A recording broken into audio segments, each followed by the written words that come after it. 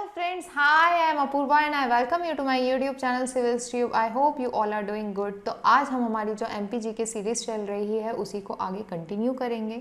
Last lecture में हमने 650 AD तक का टाइम पीरियड देख लिया था, जिसमें हमने जो छोटी छोटी डायनेस्टीज इमर्ज होकर आई थी, परिव्रजक डायनेस्टी, उच्चकल्प डायनेस्टी, उसके अलावा जो साउथ इंडियन डायनेस्टी थी वकाटक डायनेस्टी, उसका इन्फ्लुएंस देखा था। इसके अलावा हमने पुष्यभूति डायनेस्टी जो थी, जो कि थानेश्वर से स्टार्ट हुई थी और मध्य प्रदेश में उनका क्या रोल रहा था, वो सारी चीज़ों को कवर किया था।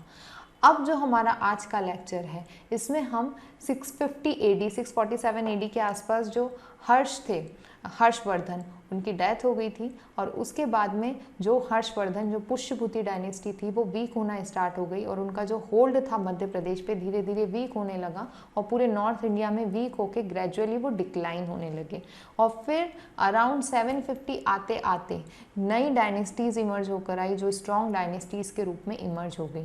जैसे कि हम देखेंगे कि साउथ इंडिया जो डेक्कन वाला रीजन था वहाँ पे राजपूत डायनेस्टी इमर्ज हुई। उसी तरीके से जो गुजरात और मालवा रीजन था मध्य प्रदेश का, वहाँ पे गुर्जर प्रतिहार डायनेस्टी इमर्ज होकर आई। इन दोनों डायनेस्टी के बारे में देखेंगे। इसके बाद में आज के लेक्चर में हम देखेंगे कि किस तरीके से ट्राई पार्टी स्ट्रगल हुआ, क्या था ये ट्राई पार्टी स्ट्रगल, क्यों हुआ ये स्ट्रगल। तो आज का लेक्चर में हम ये चीज़ें देखेंगे।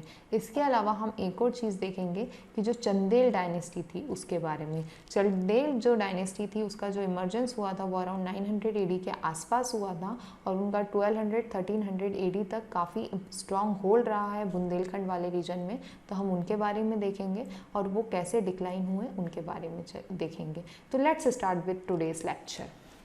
तो सबसे पहले हम देखते हैं राजपूत डायनेस्टी। राजपूत डायनेस्टी जो थी इसका टाइम पीरियड था 750 से लेकर 982 AD। ठीक है, क्या टाइम था? 750 से 982 AD के आसपास का इनका टाइम पीरियड था। इस जो डायनेस्टी के जो फाउंडर थे वो थे दंती दुर्ग। ठीक है, इनने कहाँ पे इस्टेब्लिश करी थी ये डायनेस्टी? डेक्कन वाले रीजन में इस्टेब्लिश करी थी और मान्यखेट इनकी कैपिटल थी। ये जो मान्यखेट जो प्लेस है ये कर्नाटका में आती है। ये इसकी प्रेजेंट डे लोकेशन है मान्यखेट की। इसके अलावा ये जो एरिया देख रहे हैं ये राजपूत डायनेस्टी के रूलिंग एरिया था। ठीक है, यहाँ पे ये लोग रूल करते थे राजपूत डायनेस्टी। बट कंटिन्यूसली आप देख रहे हैं ये मैप में ओवरलैपिंग वाला एरिया, ये ओवरलैप होता था गुर्जर प्रतिहार्स और राजपूत्स के बीच में। जो राजपूत डायनेस्टी के जो किंग थे वो कंटिन्यूसली मध्य प्रदेश वाले पार्ट्स को विजिट करते थे, कंटिन्यूसली अपना इन्फ्लुएंस यहाँ पे बनाए रखते थे। तो हम ये वाला जो पार्ट है इसके कारण राजपूत डायनेस्टी के बारे में पढ़ते हैं। इनका इन्फ्लुएंस इतना ज़्यादा बढ़ गया कि धीरे धीरे इनने यहाँ पे जो ताप्ती रिवर का ओरिजिन होता है बैतूल मुल्ताई वाले रीजन में, यहाँ पे अपने आप को सेटल कर लिया, यहाँ पे इनका पार्ट बन गया। ठीक है, तो दंती दुर्ग इनके फाउंडर थे, मान्यखेट इनकी कैपिटल थी। ये one of the strong party रही है ट्राई पार्टी स्ट्रगल का। जो ट्राई पार्टी स्ट्रगल था वो प्रतिहार्स, राजपूत्स और पाल्स के बीच में कंटिन्यूसली चलता रहा। अराउंड 100 ईयर्स की ये ट्राई पार्टी स्ट्रगल इनकी कंटिन्यू रही। ठीक है, बाद में ये धीरे धीरे एंटर होने लगे, फ्रिक्वेंटली एंटर होते थे मध्य प्रदेश में, चेक रखते थे on the power of Palas and प्रतिहार।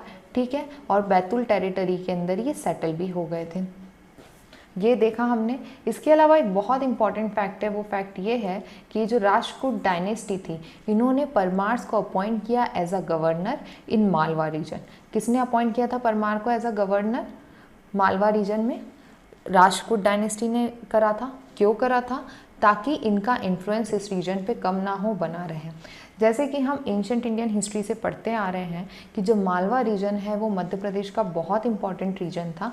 तो ये मालवा रीजन के जो गवर्नर बने वो कौन सी डायनेस्टी को बनाया गया? परमार डायनेस्टी को बनाया गया। किसके द्वारा बनाया गया? राजपूत डायनेस्टी के द्वारा बनाया गया। बाद में ये जो परमार डायनेस्टी थी ये इमर्ज होकर I one of the most strong dynasty of central India. जो राजा भोज थे इस डायनेस्टी से बिलोंग करते थे, वो मोस्ट सेलिब्रेटेड किंग माने जाते हैं। उन्होंने काफ़ी सारी चीज़ें, port, poetry, art, architecture, culture, इन सब चीज़ों को पैट्रोनेज दिया। ठीक है, अब हम देखते हैं गोविंद III। इस डायनेस्टी जो राजपूत डायनेस्टी थी इसके किंग थे गोविंद III। इन्होंने गुर्जर प्रतिहार जो डायनेस्टी थे उसके किंग थे नागभट्ट II, उनको डिफीट किया था।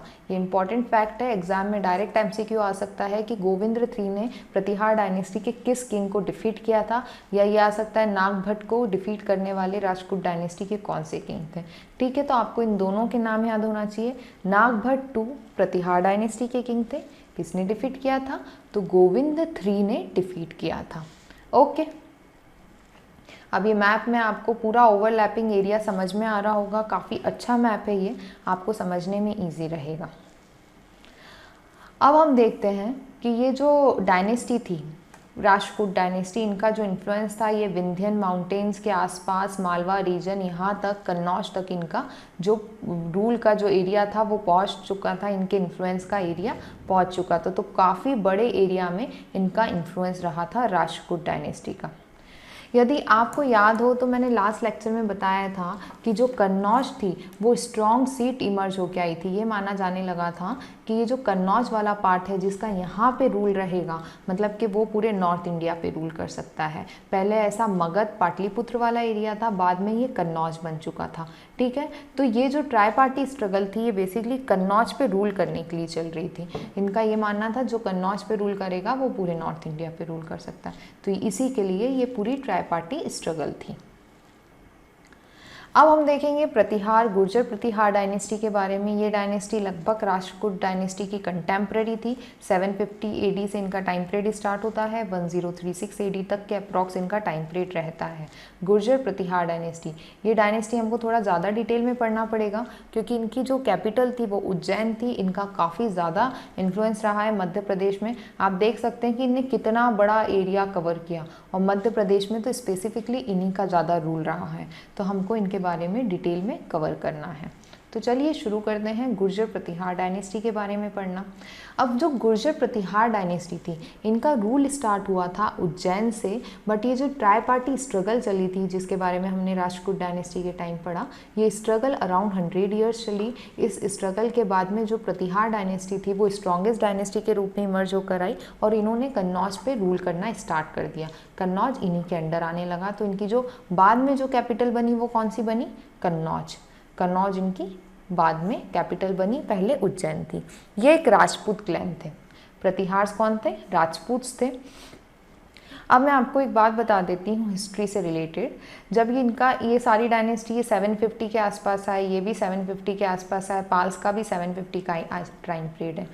उस समय ये वाला जो पार्ट था, ये सिंध वाला, आप ये जो रीजन देख रहे हैं, यहाँ पे 712 AD में मोहम्मद बिन कासिम फर्स्ट मुस्लिम इन्वेडर थे जिन्होंने अटैक करा था और कॉन्कर कर लिया था इस वाले पार्ट को। ठीक है, तो अब जब सिंध में मुस्लिम इन्वेडर का रूल स्टार्ट हो चुका था 712 AD में, उसके बाद में इंडिया में कंटिन्यूसली हम मुस्लिम इन्वेजन्स देखते रहे। बट मुस्लिम इन्वेजन तब 750 AD से अराउंड 1000 AD के बीच में जब मुस्लिम इन्वेजन्स हुए तो इस समय प्रतिहार डायनेस्टी का रूल था। और जो प्रतिहार डायनेस्टी थी वो काफ़ी स्ट्रॉन्ग डायनेस्टी के रूप में इमर्ज होकर आई और उन्होंने कभी भी ये जो मुस्लिम इन्वेडर्स थे उनको इस पार्ट में एंटर नहीं होने दिया और काफ़ी अच्छे से जो इंडिया की जो बॉर्डर्स थी उसको प्रोटेक्ट करके रखा। ठीक है, तो stood as a fortification of India defence against the hostility of the Muslim days from the days of Junaid of Sindh. उस समय सिंध में जुनैद का रूल था, तब से लेकर महमूद ऑफ गजनबी। महमूद ऑफ गजनबी ने इंडिया में अराउंड 998 या 1000 AD के आसपास इनने पहला अटैक करा था और अराउंड 17 अटैक करे थे। तब तक अराउंड 250 ईयर्स तक इंडिया की बॉर्डर्स को गुर्जर प्रतिहार डायनेस्टी ने काफ़ी अच्छे से प्रोटेक्ट करा। ठीक है, अब जो इनके फर्स्ट किंग थे जिनने ये डायनेस्टी को फाउंड किया वो माना जाता है कि नागभट्ट वन ने करा था। ठीक है, बट कुछ सोर्सेस कहते हैं कि जो हरिश्चंद्र थे वो इस डायनेस्टी के फर्स्ट किंग थे। तो there is sort of conflict. यदि पेपर में हरिश्चंद्र आ जाता है तो आप हरिश्चंद्र पे टिक लगाइएगा, यदि नागभट्ट वन आता है तो नागभट्ट वन पे लगाइएगा। एग्जैक्टली नहीं पता कि who was the founder of this dynasty, but in दोनों में से ही कोई थे।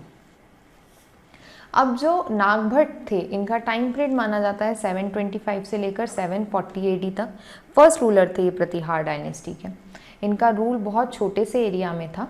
ये 900 AD का मैप है जब ट्राई पार्टी स्ट्रगल ख़त्म हो गई उसके बाद में का। हम इसको भी अभी डिटेल में देखेंगे। ठीक है, अब इसके एक इम्पॉर्टेंट किंग आए वत्सराज। ये जो वत्सराज जो किंग थे ये मोस्ट पावरफुल किंग माने जाते हैं प्रतिहार डायनेस्टी के। इनको रियल फाउंडर कहा जाता है प्रतिहार डायनेस्टी का। इन्होंने क्या करा, इन्होंने ये जो एरिया था कन्नौज वाला पार्ट, ये बेसिकली पाल्स के इन्फ्लुएंस में आता था। और तो इन्होंने क्या करा, कन्नौज वाले एरिया में जो भिंड करके कुछ पीपल्स रहते थे, भांडी पीपल्स रहते थे, सॉरी फॉर मिस्टेक, भांडी जो पीपल्स रहते थे उनके किंगडम पे अटैक कर दिया, ठीक है। और माना जाता है कि यही स्टार्टिंग थी ट्राई पार्टी स्ट्रगल की। अटैक कर दिया, उस समय पाल किंग थे धर्मपाल और जो वत्सराज जो किंग थे, प्रतिहार किंग, इनके बीच में कॉन्फ्लिक्ट हुए और इनने धर्मपाल को डिफीट करके उनका कुछ एरिया को एनेक्स कर लिया, उनका क्राउन एनेक्स कर लिया। और इसी चीज़ को देखते हुए जो राष्ट्रकूट डायनेस्टी थी उसने इस चीज़ का फ़ायदा उठाने का सोचा और उनने वत्सराज जो किंग थे और जो धर्मपाल जो पाल डायनेस्टी के किंग थे, इन दोनों के अगेंस्ट वॉर डिक्लेयर कर दी। और यहीं से स्टार्ट हुई ट्राई पार्टी स्ट्रगल। इसको माना जाता है कि ये ट्राई पार्टी स्ट्रगल की स्टार्टिंग थी और इसकी जो स्टार्टिंग करी थी वो ये प्रतिहार डायनेस्टी के जो किंग थे वत्सराज, इन्होंने करी थी, ठीक है। अब आते हैं नागभट्ट टू। अब ये जो नागभट्ट टू है ये इम्पॉर्टेंट किंग थे, इन्होंने काफ़ी कुछ एम्पायर, अपना जो एम्पायर था उसको एक्सटेंड किया, इसके अंदर काफ़ी नई टेरिटरीज़ को मर्ज किया। बट ये जो नागभट्ट टू थे इनको डिफीट कर दिया था राष्ट्रकूट किंग गोविंद III ने। अभी हमने थोड़ी देर पहले राष्ट्रकूट डायनेस्टी के बारे में पढ़ते टाइम भी इनके बारे में पढ़ा था। और नागभट्ट टू ने डिफीट किया था चक्रयुद्ध को। चक्रयुद्ध जो थे ये अयुद्ध डायनेस्टी थी, नॉर्थ इंडिया में एक छोटी सी डायनेस्टी थी, उनको डिफीट किया था। बट ये इंपॉर्टेंट फैक्ट है, एग्जाम में आ सकता है, तो आप इतना याद रखिएगा कि इनने किसको डिफीट किया था, तो चक्रयुद्ध को डिफीट किया था, जो अयोध्या डायनेस्टी के किंग थे। ये नॉर्थ इंडिया में एक छोटे से एरिया में रूल करने वाली डायनेस्टी थी, ठीक है। तो अभी तक हमने वत्सराज, बहुत इंपॉर्टेंट किंग है, इनके बारे में आप याद रखिएगा। यदि ये क्वेश्चन आता है कि ट्राई पार्टी जो स्ट्रगल चल रहा था उसकी जो स्टार्टिंग करी थी, उसकी जो बिगनिंग थी वो वत्सराज के एक्ट्स के कारण हुई थी, वत्सराज ने ही इसकी स्टार्टिंग करी थी और फिर बाद में ये कंटिन्यूसली 100 ईयर्स तक ये स्ट्रगल चलती रही। अब हम देखेंगे मीर भोज के बारे में। मीर भोज बहुत इंपॉर्टेंट किंग है।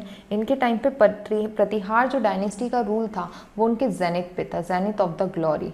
आप ये 900 AD का मैप देख रहे हैं, ये ऑलमोस्ट ये जो मैप है ये मिहिर भोज के टाइम पे तैयार हुआ। आप देख रहे होंगे कि आज की तारीख का यूपी, बिहार, झारखंड, गुजरात, मध्य प्रदेश का अपर पार्ट, यहाँ पे राजस्थान वाला पार्ट, काफ़ी कुछ नॉर्थ इंडिया का एरिया इन्होंने अपने किंगडम के अंदर इंक्लूड कर लिया था और काफ़ी स्ट्रॉन्ग डायनेस्टी के रूप में ये इस समय इमर्ज होकर आई थी। टाइम पीरियड क्या था इनका? टाइम पीरियड था 836 से लेकर 885 AD तक टाइम पीरियड था। इनने एम्पायर को काफ़ी स्ट्रेंथन किया और इनका जो सज़रनिटी था, इनका जो रूल था वो हिमालयन माउंटेन्स तक पहुंच चुका था। यहाँ पे हिमालयन माउंटेन्स है, यहाँ तक इनका रूल पहुंच चुका था। अब हम देखते हैं कि जो राष्ट्रकूट किंग थे ये बहुत पावरफुल किंग थे, बट जो राष्ट्रकूट डायनेस्टीज़ के किंग थे वो बहुत पावरफुल किंग्स होते थे। पहले हमने देखा कि नागभट्ट टू को डिफीट किया गोविंद III ने। अब जो ध्रुव टू थे, ध्रुव टू ने डिफीट करा मिहिर भोज को। तब मिहिर भोज ने इतना बड़ा पार्ट को अपने किंगडम का पार्ट बना लिया, तो उनको लगा कि अब मैं साउथ एक्सपेडिशन भी कर सकता हूँ, साउथ वाले रीजन को भी कैप्चर कर सकता हूँ। तो इन्होंने सोचा कि मैं साउथ में अटैक करूँ। इन्होंने अटैक करा तो वहाँ के किंग थे ध्रुव टू, जिन्होंने इन्हें डिफीट कर दिया, ठीक है। हमने काफ़ी सारे ऐसे साउथ इंडियंस किंग पढ़े हैं जिन्होंने जो नॉर्थ इंडिया के स्ट्रॉन्ग किंग्स थे उनको डिफीट किया। अब हम यहाँ पे आपसे मैं एक क्वेश्चन पूछती हूँ कि ऐसे कौन से साउथ इंडियन किंग थे हर्षवर्धन के टाइम पे जिन्होंने हर्षवर्धन को डिफीट किया था और उनको साउथ के एरिया को कैप्चर नहीं करने दिया था? आप मुझे इसका आंसर कमेंट सेक्शन में दे सकते हैं, ठीक है। अब एक अरेबियन ट्रैवलर थे सुलेमान करके एक अरेबियन ट्रैवलर थे जो उस समय इंडिया विजिट करा था और उनका ये कहना था कि ये जो मिहिर भोज थे ये strongest ruler of north India थे, ठीक है, strongest ruler of north India. तो हम कह सकते हैं कि हर्षवर्धन के बाद में जो next strong ruler of north India emerge होकर आए वो मिहिर भोज थे। फिर इसके बाद में आए महीपाल का टाइम पीरियड था 912 से लेकर 944 AD तक। एज सच कोई बहुत इंपॉर्टेंट किंग नहीं थे। इसके बाद में आए राज्यपाल। राज्यपाल बहुत इंपॉर्टेंट किंग है, लास्ट फेमस किंग थे ये प्रतिहार डायनेस्टी के। 948 एडी के आसपास इनका रूल स्टार्ट किया। मैंने आपको पहले ही बताया कि 998 एडी के आसपास से महमूद गजनवी ने इंडिया पे अटैक करना स्टार्ट कर दिया। बार बार इनके इंडिया पे इन्वेजन्स देखने मिलते थे। अब आप एक बात समझिए, देखिए यहाँ से कंटिन्यूसली मुस्लिम्स अटैक कर रहे थे और काफ़ी स्ट्रॉन्ग पावर के रूप में ये जो मिडिल एशिया वाला रीजन था वहाँ पे ये इमर्ज होकर आ चुके थे। कंटिन्यूसली अटैक कर रहे थे, बट ये जो इंडिया की जो डायनेस्टी थी, प्रतिहार डायनेस्टी, राजपूत डायनेस्टी, पाल डायनेस्टी, ये अपने ही कॉन्फ्लिक्ट्स में बहुत बिजी थी। इनिशियली तो इन्होंने काफ़ी अच्छे से प्रोटेक्ट करा, बट बाद में ये जो डायनेस्टीज़ थी ये थोड़ी थोड़ी वीक हो गई। तभी वीक होना स्टार्ट हो गई तो मुस्लिम इन्वेडर्स के लिए बहुत ईजी हो गया इंडिया के ऊपर अटैक करना। तो स्टार्टिंग 250 ईयर्स तब ये प्रतिहार डायनेस्टी बहुत स्ट्रॉन्ग डायनेस्टी थी, तो ये इंडिया में तो एंटर नहीं हो पाए।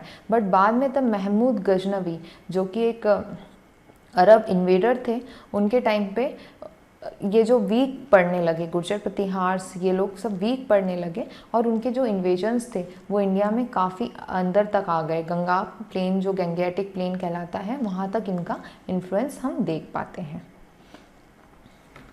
अब ये 998 एडी से कंटिन्यूसली अटैक होने लगे। उस समय राज्यपाल ही किंग थे। अब इनने तब राज्यपाल के टाइम पे कन्नौज पे अटैक करा तो कन्नौज से भाग गए राज्यपाल, जिसके कारण जो राजपूत किंग थे वो बहुत ज़्यादा डिसअपॉइंट हुए। इतने ज़्यादा डिसअपॉइंट हुए कि इनके एक फ्यूडेटरी थे प्रतिहार डायनेस्टी के, चंदेल्स फ्यूडेटरी थे प्रतिहार्स के। उनके किंग थे विद्याधर।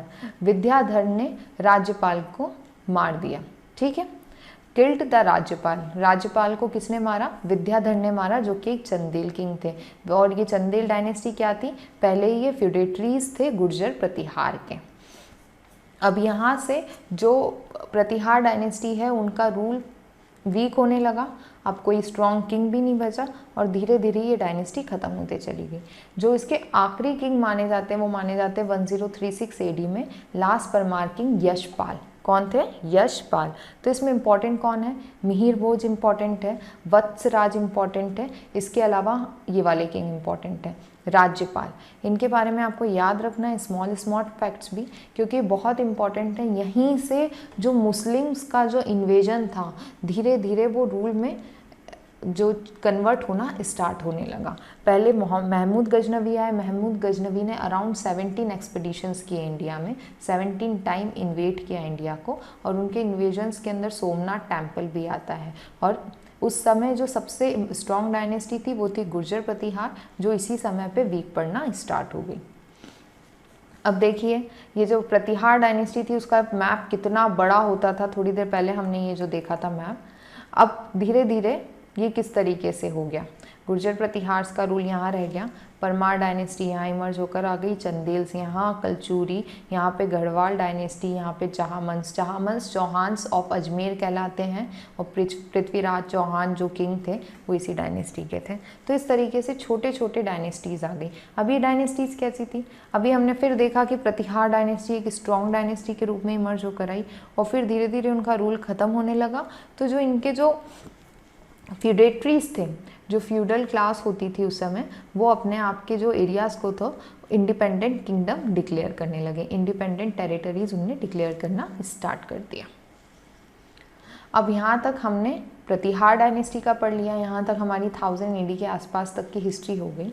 तब ये 1000 एडी के आसपास तक की हिस्ट्री ख़त्म हो रही थी, तभी ये वाला एरिया इमर्ज होना स्टार्ट हो गया। परमार, चंदेल, कलचूरी, चहामन, गुर्जर प्रतिहार, इस तरीके से ये एरियाज वो होने लगे, इमर्ज होने लगे, ये किंगडम्स इमर्ज हुए।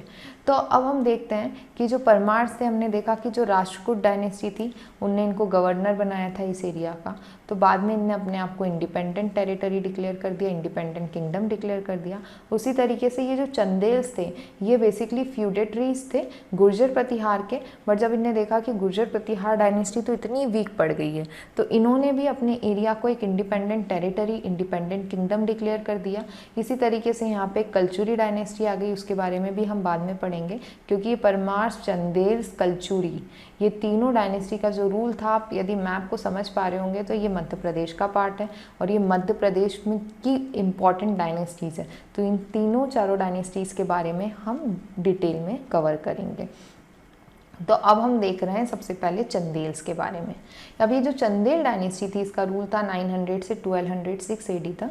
अब आप ये 900 से अराउंड 1000 एडी तक तो आप समझ लीजिए कि ये as a feudatory of Gurjara Pratiharas काम करते थे। ठीक है, ये एक राजपूत क्लैन था सेंट्रल इंडियन रीजन का, मेनली ये बुंदेलखंड वाले रीजन में थे। ठीक है, Chandela dynasty famous in Indian history for Maharaja Rao Vidyadhar. जो विद्याधर जो इस डायनेस्टी के किंग थे, उनके कारण ये इंडियन हिस्ट्री के अंदर फेमस हुई है। क्यों फेमस हुई है? ये जो विद्याधर थे उस समय पे महमूद गजनवी ने इंडिया पे काफ़ी अटैक करे, इन्होंने इनकी टेरिटरी पे काफ़ी अटैक करे, बट ये हर बार महमूद गजनवी से अपनी टेरिटरी को प्रोटेक्ट कर पाते थे। इसलिए महाराजा राव विद्याधर ये बहुत फेमस किंग है और यही वो किंग है जिन्होंने जो हमारा ये जो राज्यपाल जो गुर्जर प्रतिहार डायनेस्टी के किंग थे उनको भी मार दिया था, उनका वध कर दिया था। क्यों किया था? क्योंकि वो भाग गए थे कन्नौज से महमूद गजनवी से डर के। तो ये विद्याधर इंपॉर्टेंट किंग है, इनके बारे में 3 मार्कर डायरेक्ट बन सकता है विद्याधर, तो आपको इनके बारे में लिखना है। या ये पूछा जाता सकता है अचीवमेंट ऑफ विद्याधर, ये 5 मार्कर में आ सकता है। तो आपको इनके टाइम का, इनका जो रेन है उस समय का जो इम्पोर्टेंट इवेंट्स है वो पता होना चाहिए। ठीक है, ये जो डायनेस्टी थी ये अपने आप को चंद्रवंशी कहती थी। चंद्रवंशी का मतलब क्या हुआ? चंद्र मतलब के मून, वंशी मतलब के उनके डिसेंडेंट्स ऑफ सोम मून। ठीक है, ये अपने आप को डेजिग्नेट करते थे एज अ राव। आप देख रहे हो यहाँ पे महाराजा राव विद्याधर, तो ये इस तरीके का जो राव था ये वर्ड का यूज़ करते थे, डेजिग्नेट करते थे अपने को एज अ राव। अब इनकी जो प्लेस थी वो रूल की, वो मेन थी खजुराहो इनकी कैपिटल थी। फर्स्ट कैपिटल खजुराहो मानी जाती है। सेकंड कैपिटल जो इनने बनाई थी वो महोबा बनाई थी। ये महोत्सव नगर कहलाता है, ये उत्तर प्रदेश में आता है। खजुराहो मध्य प्रदेश का पार्ट है। ये जो कैपिटल सिटी थी बाद में इनने महोबा शिफ्ट करी थी। ये जो kingdom of Chandel of Khajuraho है ये बेसिकली गुर्जर प्रतिहार के उसका किंगडम का पार्ट था। हमने पहले ही पढ़ा कि ये फ्यूडेटरीज थे उनके गुर्जर प्रतिहार के, और बाद में इन्हें अपने आप को independent territory, independent kingdom declare कर दिया। ये फ्यूडेटरी वेसल्स ऑफ प्रतिहार थे, इनने अपने आप को इंडिपेंडेंट कर दिया when Pratihara empire weakened and disintegrated. Around 1000 AD के आसपास तब महमूद गजनवी कंटिन्यूसली इंडिया पे अटैक करने लगे, और जो राज्यपाल जो गुर्जर प्रतिहार डायनेस्टी के किंग थे वो प्रोटेक्ट नहीं कर पाए, वो खुद ही भाग गए। तो विद्याधर ने तो उनको मार ही दिया जो इस डायनेस्टी के किंग थे। उसके बाद में धीरे धीरे जो प्रतिहार डायनेस्टी थी वो धीरे धीरे सिर्फ गुजरात वाले पार्ट में ही रह गई और ये नई नई डायनेस्टीज इमर्ज होकर आने लगी। और जो चंदेल डायनेस्टी थी ये बुंदेलखंड वाले रीजन में एक स्ट्रॉन्ग डायनेस्टी के रूप में इमर्ज हो गई। अब हम क्रोनोलॉजी पढ़ लेते हैं इनके किंग्स की कि किस तरीके से कौन से किंग ने फाउंड करी, कौन इंपॉर्टेंट किंग था, वो चीज़ भी देख लेते हैं। अभी ननुक जो है ये फाउंडर माने जाते हैं चंदेल डायनेस्टी के। ये एक स्मॉल किंगडम के रूलर थे। खजुराहो वाला जो पार्ट था एक स्मॉल सा छोटा सा पार्ट था, वहाँ पे ये रूल करते थे और ये फ्यूडेटरी थे गुर्जर प्रतिहार के। Chief of the clan in the first quarter of the 9th century में। अकॉर्डिंग टू एपिग्राफिक रिकॉर्ड के हिसाब से जो खजुराहो है, खजुराहोवती के नाम से जाना जाता था। गार्डन ऑफ डेट्स इसका मतलब होता था। यहाँ पे ननुक का स्ट्रॉन्ग होल्ड था। इसके बाद में वाकपति आए जिनने इनको सक्सीड किया, ये भी फ्यूडेटरी थे प्रतिहार के। फिर इम्पोर्टेंट किंग आए यशोवर्मन। ठीक है, यशोवर्मन इनको बोलते थे। एक हमने यशोधर्मन पढ़ा था। आप मुझे बताइए कमेंट सेक्शन में कि यशोधर्मन का क्या रोल था इंडियन हिस्ट्री में, या क्या रोल था मध्य प्रदेश की हिस्ट्री में, और उनने किससे हमको प्रोटेक्ट किया था, कौन से इन्वेजन से उनने प्रोटेक्ट किया था। अब ये जो यशोवर्मन है ये इम्पॉर्टेंट चंदेल किंग थे, 10th सेंचुरी एडी में थे ये। इनने अपने किंगडम को प्रैक्टिकली इंडिपेंडेंट बना लिया था। ऑल्दो इन्होंने कंटिन्यू रखा था एक्नॉलेजमेंट ऑफ प्रतिहार सिजरनिटी। ये प्रतिहार्स को उस समय भी कि हाँ प्रतिहार के अंडर हैं हम। इनने ये नहीं कहा था कि हम प्रतिहार से बिल्कुल अलग है। प्रतिहार का जो पावर था उसको ये उस समय भी रिस्पेक्ट करते थे। बट बाद में जब धांगदेव की एंट्री हुई, धांगदेव का टाइम पीरियड था 950 से 107 AD 1007 AD। इस समय पे जो ये डायनेस्टी थी चंदेल डायनेस्टी, इनने सोवरनिटी ऑफ चंदेल्स डिक्लेयर कर दी थी, स्टैब्लिश द सोवरनिटी ऑफ चंदेल्स। अब इन्होंने डायरेक्टली प्रैक्टिकली ये बात बोल दी थी और ऑफिशियली भी बोल दी थी कि हम किसी भी डायनेस्टी के अंडर नहीं आते हैं, हम किसी के भी फ्यूडेटरीज नहीं हैं, हम एक सोवरेन स्टेट है। ये सिर्फ एक ग्रेट वॉरियर नहीं थे, ये ग्रेट पैट्रोनेज ऑफ आर्किटेक्चर भी थे। खजुराहो टेम्पल्स जो बने हुए हैं वो मेनली विद्याधर और धांगदेव के टाइम पे ही बने हैं। तो ये बहुत इंपॉर्टेंट किंग्स माने जाते हैं चंदेल डायनेस्टी के आर्ट एंड कल्चर जो पर्सपेक्टिव है उस पॉइंट ऑफ व्यू से भी, क्योंकि खजुराहो टेम्पल्स जो हैं वो वर्ल्ड फेमस है, वर्ल्ड हेरिटेज लिस्ट में भी इंक्लूडेड है। हम ये जो खजुराहो टेम्पल्स हैं इसके बारे में हिस्टोरिकल प्लेसेस पढ़ेंगे, उसमें डिटेल में कवर करेंगे, ठीक है। इनके ही टाइम पे जो खजुराहो में विश्वनाथ जो टेम्पल है, बहुत फेमस टेम्पल है ये विश्वनाथ टेम्पल, इसका कंस्ट्रक्शन स्टार्ट हुआ था। इसके बाद में आए थे गंधदेव। जो गंधदेव थे इनका जो रेन था, इनका जो टाइम पीरियड था वो प्रॉस्पेरिटी और पीस का टाइम पीरियड था। इस समय काफ़ी सारे जो टेम्पल्स थे जो पहले बनना स्टार्ट हुए थे, जैसे विश्वनाथ टेम्पल, उसका कंस्ट्रक्शन कंटिन्यूसली चलता रहा था। इसके बाद में आए विद्याधर का टाइम पीरियड आप देखेंगे तो 1003 से 1035 AD तक है। राज्यपाल इसी समय किंग थे गुर्जर प्रतिहार डायनेस्टी के, जिनको इन्होंने मारा था। इसके अलावा ये जो विद्याधर जो किंग थे, इन्हीं के टाइम पे सबसे ज़्यादा महमूद गजनवी ने अटैक करे थे, ठीक है। महमूद गजनवी का जो टाइम पीरियड है अटैक का वो अराउंड 19998 से लेकर 1027 AD तक है, ठीक है। तो इसी समय पे महमूद गजनवी बहुत ज़्यादा अटैक करते थे और विद्याधर ने काफ़ी अच्छे से अपने टेरिटरी को महमूद गजनवी के अटैक से प्रोटेक्ट करा। ग्रेटेस्ट अमंग ऑल किंग कहलाते हैं ये। Fought many battles, successfully defend his kingdom against Mahmud Ghaznavi. तो ये इनकी अचीवमेंट्स हैं। यदि डायरेक्ट क्वेश्चन आ जाता है 5 मार्कर में कि आपको विद्याधर के बारे में बताना है या विद्याधर की कुछ अचीवमेंट्स बताना है, तो आप ये बता सकते हैं। इसके अलावा ये भी बता सकते हैं कि किस तरीके से इन्हें आर्ट और आर्किटेक्चर को पैट्रोनेज करा। इनके समय पर भी काफ़ी सारे खजुराहो के टेम्पल्स कंस्ट्रक्ट हुए थे। इन्होंने जो सपोर्ट करते थे ये हिंदू संघ को। तब महमूद गजनवी के अटैक्स इंडिया पे स्टार्ट हो गए, तो जितने भी स्मॉल किंगडम्स थे, आप इस मैप में देख रहे होंगे काफ़ी सारे हिंदू किंगडम्स थे।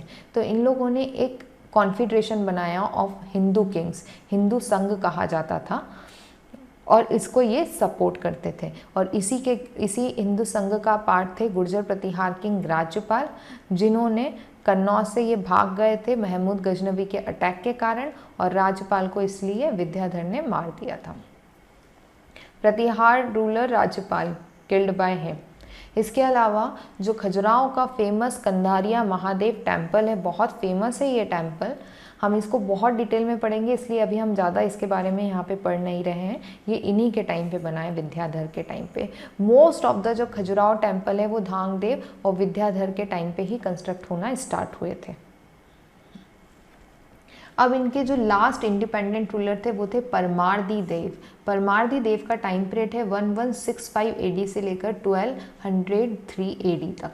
आप यदि ये टाइम पीरियड आपने कभी हिस्ट्री थोड़ा सा पढ़ा होगा या आपने जो मेडाइवल इंडियन हिस्ट्री है वो पढ़ा है, तो आपको थोड़ा सा समझ में आ रहा होगा। ये टाइम बेसिकली जो चौहान्स ऑफ अजमेर कहलाते हैं उनका टाइम पीरियड था, और इस समय जो मोहम्मद गौरी थे उनके अटैक इंडिया पे स्टार्ट हो गए थे।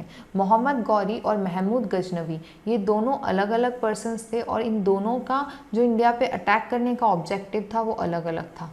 महमूद गजनवी जो थे वो सिर्फ इंडिया को प्लंडर करने के लिए, लूटने के लिए इंडिया पे अटैक करते थे। 17 टाइम्स उन्होंने एक्सपेडिशन करे इंडिया में। उस समय विद्याधर चंदेल रूलर्स थे और उन्होंने अपनी टेरिटरी को प्रोटेक्ट करा। उसके बाद में आए मोहम्मद गौरी। जो मोहम्मद गौरी थे उनका मेन ऑब्जेक्टिव था इंडिया में अपना रूल इस्टेब्लिश करना, ठीक है, और उनके अटैक्स भी इसी समय होते थे। तो ये लास्ट इंडिपेंडेंट चंदेल रूलर थे इस समय पे। महोबा इनकी कैपिटल थी। महोबा उत्तर प्रदेश वाले रीजन में आता है, मध्य प्रदेश में नहीं आता। खजुराहो मध्य प्रदेश वाले रीजन में आता है। इन्होंने बैटल हारी थी पृथ्वीराज चौहान के अगेंस्ट। पृथ्वीराज चौहान उस समय दिल्ली के रूलर थे, चौहान डायनेस्टी के किंग थे। चौहान ऑफ अजमेर उस डायनेस्टी से बिलोंग करते थे।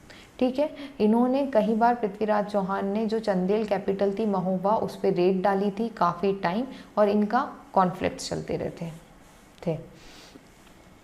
Manage to recover Chandela power, ये जो किंग थे परमारदी देव, जब इन्होंने अटैक करा था चौहान किंग पृथ्वीराज चौहान ने अटैक करा था, तो उसके बाद में वापस से ये रिकवर हो गए, बट वो कुछ ही सालों के लिए हुआ। और बाद में फाइनली जो कुतुबुद्दीन ऐबक जो थे, कुतुबुद्दीन ऐबक का जो जनरल थे गौरी के, जब मोहम्मद गौरी ने इंडिया पे अटैक करना स्टार्ट किया तो उनके एक जनरल थे कुतुबुद्दीन ऐबक, जो आगे जाके दिल्ली सल्तनत के किंग बने थे 1206 AD में। उन्होंने ये चंदेल किंग जो थे परमारदी देव, इनको डिफीट कर दिया था। तो यहाँ पे जो चंदेल डायनेस्टी थी उनका जो टेरिटरी थी वो बहुत छोटे पार्ट में रह गई, और इनका जो इन्फ्लुएंस था वो पूरी तरीके से ख़त्म हो गया। आगे भी इसमें काफ़ी सारे किंग आए, बट उनका बहुत छोटे से एरिया में रूल था, ऐसा कोई रूल ही नहीं था। बहुत छोटे छोटे फोर्ट्स जो थे, जैसे कलिंजर फोर्ट हो गया या कोई इस तरीके के फोर्ट्स हो गए, उस पर उनका रूल था। इसके अलावा ऐसा कोई बड़ी टेरिटरी वो रूल नहीं कर रहे थे, तो उसके बारे में हम नहीं पढ़ते हैं। और ये डायनेस्टी कंटिन्यूसली चलती रही 16 सेंचुरी AD तक, बट एज सच कोई इंपॉर्टेंट अब इनके अंदर ना रूलर्स रहे थे, ना कोई ये डायनेस्टी इंपॉर्टेंट रही थी, जिसके बारे में अब हम डिटेल्स में पढ़ें। ठीक है, तो कब तक इंपॉर्टेंट टाइम पीरियड था इस डायनेस्टी का? 1200 AD तक का हम टाइम पीरियड इसका पढ़ते हैं। ठीक है, अब हम ये परमारदी देव के टाइम पे दो लोगों के नाम पढ़ते हैं, अलाउद्दीन। ठीक है, इनके बारे में काफ़ी सारी स्टोरीज़ हैं, एग्ज़ाम में डायरेक्ट क्वेश्चंस बन सकते हैं, तो इनके बारे में हम थोड़ा डिटेल में देख लेते हैं। ये जो अलाउद्दीन जो थे, ये जनरल थे in the army of Chandela king Parmardi देव।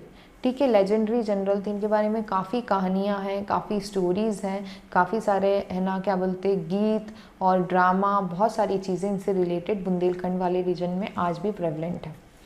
जो अला थे, अलाउद्दीन, तो ये जो अला थे ये पृथ्वीराज चौहान के अगेंस्ट इन्हें फाइट करी थी 1182 AD में।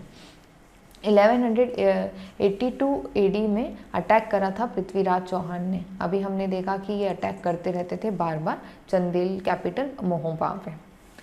ठीक है, स्वॉर्ड इनके बारे में कहा जाता है कि जो इनकी स्वॉर्ड थी, sword from heaven and no weapon could match its fury, ये स्टेटमेंट इनके बारे में कहा जाता है। मतलब कि जो इनकी स्वॉर्ड थी वो हेवन से आई हुई थी, और कोई भी वेपन इनसे लड़ नहीं सकता था, कोई भी वेपन इनकी फ्यूरी के सामने टिक नहीं पाता था। इनसे रिलेटेड एक पोएटिक वर्क है अलाखंड।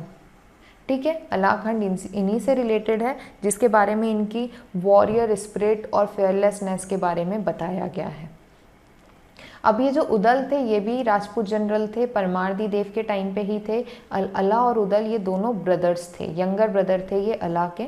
उदल ने 52 फाइट्स बैटल्स लड़ी थी, जिसमें से वो 22 बैटल्स जीते थे। इनके भी बारे में काफ़ी सारी कहानियाँ इन दोनों भाइयों के बारे में, और आज भी बुंदेलखंड वाले रीजन में ये कहानियाँ सुनाई जाती हैं, ये गाने गीत इनसे रिलेटेड गाए जाते हैं। इनके अकॉर्डिंग जो अल्लाह है वो इनविंसिबल थे, मेड इमॉर्टल, ये इमॉर्टल हैं। और आज भी जो गॉडेस शारदा का टेम्पल है मेहर सतना डिस्ट्रिक्ट में, अब मेहर को एक सेपरेट डिस्ट्रिक्ट बनाने का प्रस्ताव रखा गया है, बट ये जो मेहर है आज की तारीख में सतना में आता है। वहाँ पे शारदा देवी का टेम्पल है। कहा जाता है कि आज भी ये दोनों ब्रदर्स वहाँ पे डेली आते हैं माता की पूजा करने। जो उदल है वो चौहान, पृथ्वीराज चौहान से फाइट करते टाइम 1182 AD में इनकी डेथ हो गई थी। और जो अलाउद्दीन है इनको गॉड्स की तरह वर्शिप किया जाता है बुंदेलखंड वाले रीजन में। आफ्टर 1203 AD दिल्ली सल्तनत जो थी उन्होंने इन्वेट कर दिया चंदेल किंगडम को, और परमारदी देव जो किंग थे उस समय उन्होंने कहा कि मैं जो दिल्ली सल्तनत के जो किंग थे, उसके बाद में कुतुबुद्दीन ऐबक बने थे, पहले मोहम्मद गौरी थे, उसके बाद में कुतुबुद्दीन ऐबक। इन्होंने कहा कि मैं हर साल ट्रिब्यूट पे करूँगा, आप मेरी टेरिटरी पे अटैक मत करना इस चीज़ के लिए। बट बाद में वो कभी भी इस तरीके का ट्रिब्यूट पे कर ही नहीं पाए, क्योंकि परमारदी देव की इसके बाद में डेथ हो गई। After that Chandela continue to become weak and others Rajput dynasty came to the power. अब हम देखते हैं कि जो चंदेल किंग्स थे उनका जो इन्फ्लुएंस था वो परमार दी डेथ के बाद में कम हो गया। 1203 AD में तब उनके पे अटैक हुआ, उसके बाद में ये बहुत वीक हो गए और वीक होने के बाद में धीरे धीरे इनका जो रूल था, इनका जो रीजन था इनका रूल करने का, वो धीरे धीरे कम होने लगा और दूसरी राजपूत डायनेस्टीज इमर्ज होकर आने लगी।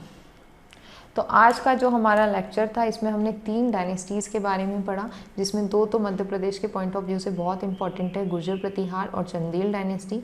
इसके अलावा हमने राष्ट्रकूट्स के बारे में भी पढ़ा, उसके अलावा हमने इनका इन्फ्लुएंस भी देखा कि किस एरिया में कैसा इन्फ्लुएंस था, किस तरीके से ये एक दूसरे के रीजन्स को ओवरलैप करते थे। अब हमारा यहाँ तक का पार्ट कंप्लीट होता है, 1000 AD तक का पार्ट कंप्लीट होता है। अब जो हमारा कल का लेक्चर होगा उसमें हम परमार डायनेस्टी के बारे में देखेंगे। परमार डायनेस्टी भी अराउंड 900 AD के आसपास इमर्ज होकर आई थी। ये भी फ्यूडेटरीज थे, राष्ट्रकूट्स के फ्यूडेटरीज थे, मालवा वाले रीजन में इनका रूल रहा था। इनका भी रूल अराउंड 1300 AD तक के आसपास रहा था। ये दोनों डायनेस्टी कंटेम्प्रेरी थी, चंदेल्स, परमार्स। इसके अलावा कलचुरी डायनेस्टी का रूल रहा था त्रिपुरी वाले रीजन में, जबलपुर वाले रीजन में, तो उनके बारे में भी हम डिटेल में देखेंगे। अब जो हमारा नेक्स्ट लेक्चर होगा उसमें परमार्स देखेंगे, उसके बाद में हम कलचुरी डायनेस्टी देखेंगे, उसके बाद में हम ग्वालियर रीजन की डायनेस्टीज़ देखेंगे। इस तरीके से हम ये वाला पार्ट कंप्लीट करेंगे और फिर हम देखेंगे मेडाइवल इंडिया का पार्ट, मतलब कि जो दिल्ली सल्तनत का रूल था उसका मध्य प्रदेश पे क्या इम्पैक्ट रहा, किस तरीके से मुस्लिम इन्वेडर्स ने इंडिया के मध्य प्रदेश के अलग अलग जो एरियाज़ थे उसको कैप्चर किया, वो वाला एक पार्ट देखेंगे। तो आज के लिए बस इतना ही। Thank you for watching this session. यदि आपको हमारे लेक्चर्स अच्छे लग रहे हैं तो प्लीज़ लाइक करें हमें, हमारे वीडियोस को ज़्यादा से ज़्यादा शेयर करें, कमेंट करें। इसके अलावा आप हमें फॉलो भी कर सकते हैं, हमारा जो फेसबुक पेज है और इंस्टा पेज है उस पर। Thank you.